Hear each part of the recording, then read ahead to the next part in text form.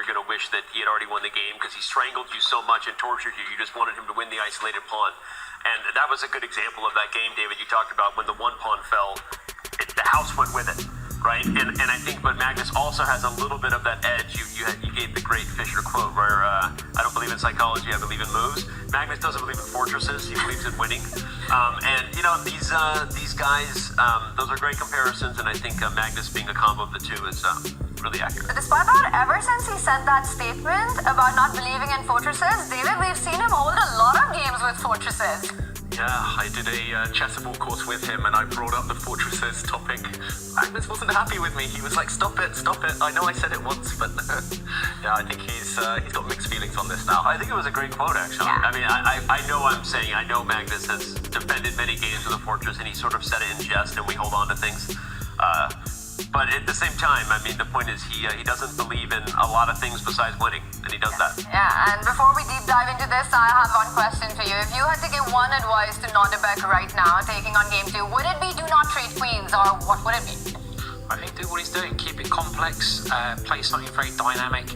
Nodirbek is an amazing tactician, really one of the strongest players around when he has the initiative. So I think picking a Sicilian, good choice. So far, so good. Yeah, I like the choice of a Sicilian as well, especially against Magnus. But Magnus knows his opening so well.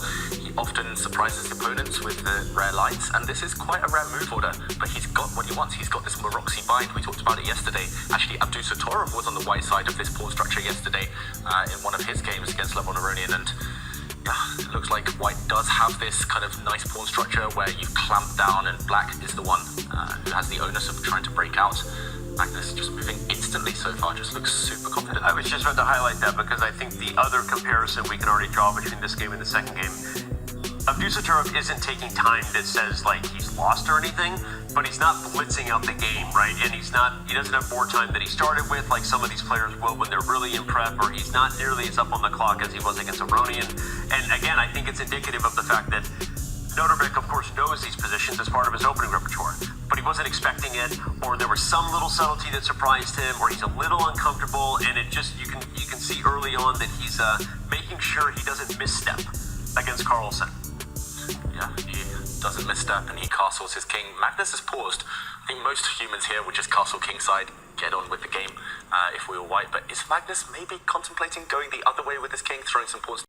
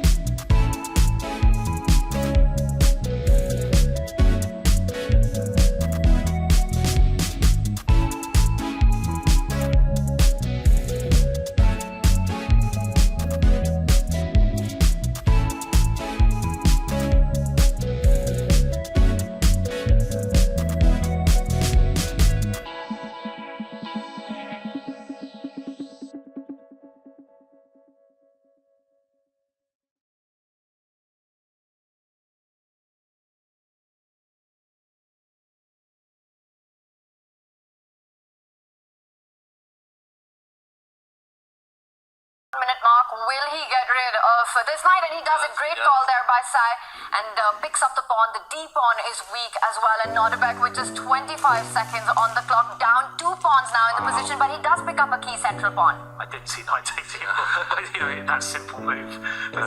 Why they're so good, they see one move deeper. Magnus has foreseen that he's dropping the e-pawn, but he just gets his king out of dodge. The white king now is actually just running away, and okay, nice pin there from Abdusattorov. Don't pick up that black knight. The white knight is needed to block the g-file. There's checkmate threats there. It's crazy position. Brilliant play by both sides. Yeah, brilliant. I mean, they're both under a minute now, and it's only a 1 pawn advantage, and Magnus giving the pawn back now. I think it's a great idea. If he gets to the end game, he's the only player who can win, and we know he loves the end game. And if knight takes, well then now d6 falls. I think you can probably take both ways, but rook takes seems to be the... Nodirbek just avoiding any queen trades here. He has to go for Magnus's king. Yeah, but rook takes d6 is rook f8, isn't it? I mean, it's such a wild position, this, that, again, the evaluation bar, I think, is misleading, and they're both so short of time. I wonder if queen takes is better, so that if the knight moves, you can play queen d4 and get the queens off the board. Nice, Danny. I think that might be the key. The white queen and king were both lined up on the FL. You needed to move one of them. There would have been too many tactics, as Simon pointed out. Look now, the evaluation bar is pretty Great even. move though. He just walks with the king to the center of the board. Anyone's game, this. I like that move because now he'll take the queens off the board even if he doesn't win the d6 pawn. I think he might have tried to play queen d4, just using the practical edge. What is that a win? You just queen d6? I think for the 4 seconds. And look at, he reacts. He knows he's made a mistake. He goes back. first mistake of the game in terms of practical play there. He just lost a pawn with gain of tempo. But the queen guards g1 now, so knight f5 is on the agenda. Oh, he's just swapping off. That was a shame. 1 second, and did he get flagged? The 1 second when he made that move, but it's not going to help him here. 2 pawns down, and he's had to retreat his knight. Attack is gone. This is a mathematics equation now. Just knight f5 coming in. David. Look at the queen's board geometry. She doesn't guard g1 anymore, but she guards g5. So there's no more checks that follow. Although king f1 would have allowed queen h3. So Magnus is very careful. 1 second. And this queen d4. Wait, did he make it? Did he make it? it? He didn't. He lost on time. Yeah, he's losing right here. Wow! And Nodirbek loses on the clock. What a game, what a win, an absolute wild ride there. And you can